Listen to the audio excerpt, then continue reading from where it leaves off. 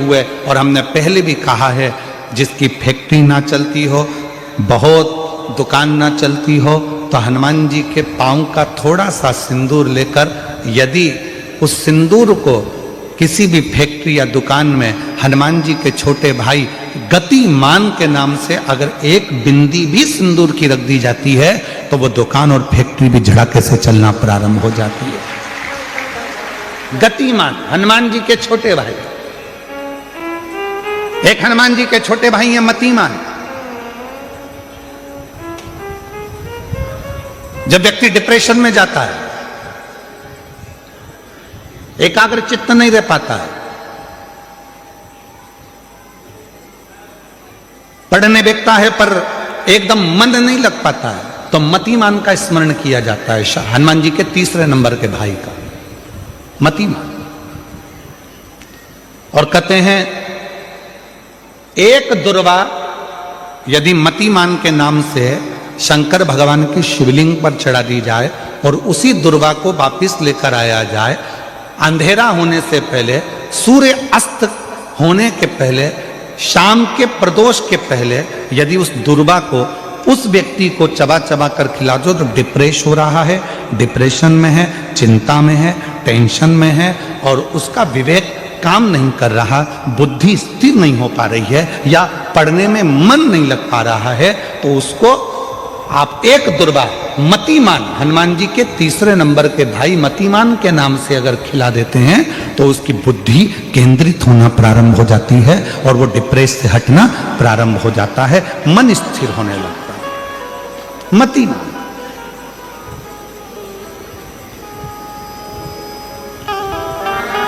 और एक नाम आता है व्रतिमान। इसका प्रैक्टिकल तुम अभी यहीं से कर लेना, ठीक है? चलते चलते मालूम पड़े तुम्हारी पार्किंग यहां से आधा किलोमीटर दूर है, ठीक है? अरे बोलो बोलो तो जम के। आधा किलोमीटर दूर तुम्हारी पार्किंग है और तुम्हारी उम्र लगभग बहुत हो गई, मालूम पड़े तुम थोड़े वृद्ध हो गए हो और तुम्हारा घुटना दुख रहा है, तुम्हारी कमर दुख रही है, चलते चलते बड़ी मुश्किल से तुम कथा स्थल तक पहुंचे हो। अब मन में आ रहा है कि मुझे वापस पार्किंग तक जाना है, कैसे जाऊंगी, पाँव तो दुख रहा है। तो एक काम आज चलते चलते करना कि कहीं सीवर वाला महाराज झूठ तो नहीं बोल रहा है, तो प्रैक्टिकल करके जाना। क्या करोगे, यहां से जाते समय आप जब जा रहे हो और आपके शरीर का कोई अंग जब दुख रहा है तो श्री शिवाय नमस्तुभ्यम कहकर श्री व्रतिमान हनुमान का स्मरण करो। किसका स्मरण करना है? जम के बोलो, व्रतिमान हनुमान। व्रतिमान हनुमान का स्मरण करके कहीं पर भी बैठकर अपने पांव की छोटी वाली जो उंगली है उसको जम के दबाना और दबाने के बाद चल देना। जिस जगह पर भी दर्द हो रहा होगा मेरा बाबा आपको मंजिल तक पहुंचाएगा, दर्द होने नहीं देगा। कल नहीं करना, प्रैक्टिकल आज ही करना। काल करे सो आज कर।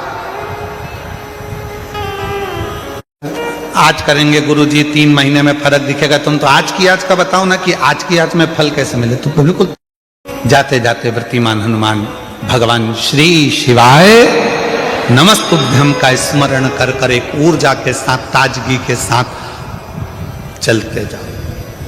शिव थोड़ा बहुत नहीं देते, मेरे भगवान देते हैं छप्पर फाड़ कर।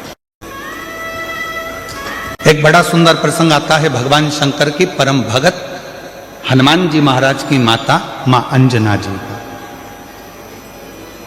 शिव जी की परम भगत थी माता अंजना। संतान का सुख नहीं था माता अंजना के, संतान प्राप्ति नहीं थी माता अंजना के। जब माता अंजना के यहां पर औलाद नहीं थी, संतान नहीं थी, तो बड़ी हताश रहती थी। राजा केसरी ने यज्ञ करवाया तो भी माता अंजना के घर में संतान नहीं हुई। बड़े बड़े अनुष्ठान करवाए राजा केसरी ने, फिर भी माता अंजना के गर्भ से औलाद नहीं हुई।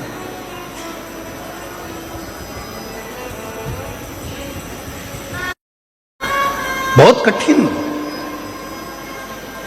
यज्ञ करवाए, अनुष्ठान करवाए, साधना करवाई, व्रत करवाए, उद्यापन करवाए, पर अंजना के घर में, मां अंजना के यहां संतान का सुख नहीं। करा।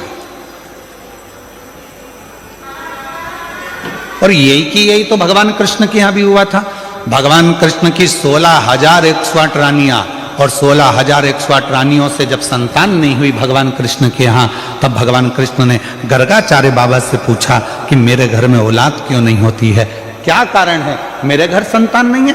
भगवान कृष्ण ने गर्गाचार्य बाबा को बुलाकर पूछा तो गर्गाचार्य बाबा ने कहा, एक कृष्ण, तुम एक एक रानी के साथ में 11-11 दिन तक शंकर भगवान के पार्थिव लिंग का पूजन करो तो तुम्हारे घर में औलाद जरूर होगी। और भगवान कृष्ण 16,108 रानियों के साथ में एक एक रानी के साथ में बैठकर 11-11 दिन तक शंकर भगवान के पार्थिव शिवलिंग का पूजन करा। तब भगवान शंकर प्रसन्न होकर वर दे दिए, हे कृष्ण, तुमने अपनी रानियों के साथ 16,108 रानियों के साथ एक एक रानी के साथ अलग अलग बैठकर मेरा 11-11 दिन तक पूजन करा है। मैं तुम्हें वर प्रदान करता हूं कि तुम्हारी एक एक रानी से 11-11 संतान होगी। और भगवान शंकर की कृपा से भगवान कृष्ण के घर में 1,77,186 बच्चे हुए, ये शिव की कृपा से। अंजना माता ने अपने पिताजी से कहा, गौतम ऋषि से, पिताजी मेरे घर में औलाद नहीं है, संतान नहीं। इसीलिए था कर रही है, माता अंजना के घर में औलाद नहीं थी। गौतम बाबा ने उनको समझा दिया कि शिव की आराधना कैसे करना है। उन्होंने शंकर की आराधना करना प्रारंभ कर दिया। कोई साधारण भक्ति माता अंजना ने नहीं करी, शिव जी से लगन लगाकर बैठ गई। शंकर भगवान से अब केवल संतान नहीं, शंकर भगवान को तो अब ये विचार कर कर बैठी है कि मेरे घर में अगर औलाद हो तो शिव ही मेरे घर में संतान के रूप में जन्म। इतनी श्रेष्ठ भक्ति माता अंजना ने कर ली, इतनी प्रखर भक्ति माता अंजना ने कर ली। आया समय और माता अंजना के गर्भ से भगवान श्री हनुमान जी महाराज का प्राकट्य। पर हनुमान जी महाराज का प्राकट्य तो हुआ, पर शिव जी की एक लीला है, आपको मालूम है। देवता देते हैं पल्ला झाड़ कर और मेरा महादेव देता है छप्पर फाड़ कर। अभी तक अंजना माता के गर्भ से एक भी औलाद नहीं थी, पर भगवान शिव ने कृपा कर दी तो अंजना जी के गर्भ से भी 6 बच्चों ने जन्म लिया। आप लोग कथा में श्रवण करे हैं पूर्व में, हनुमान गतिमान रतिमान मतिमान वर्तिमान, ऐसे हनुमान जी के कई भाई हुए, कई भाई हनुमान जी के।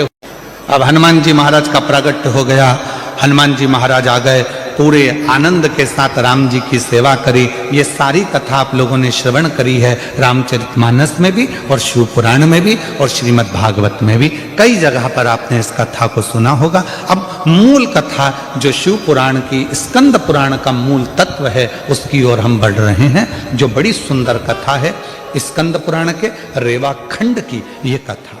पर हनुमान जी महाराज का प्रागट्य हुआ, पर शिव जी की एक लीला है।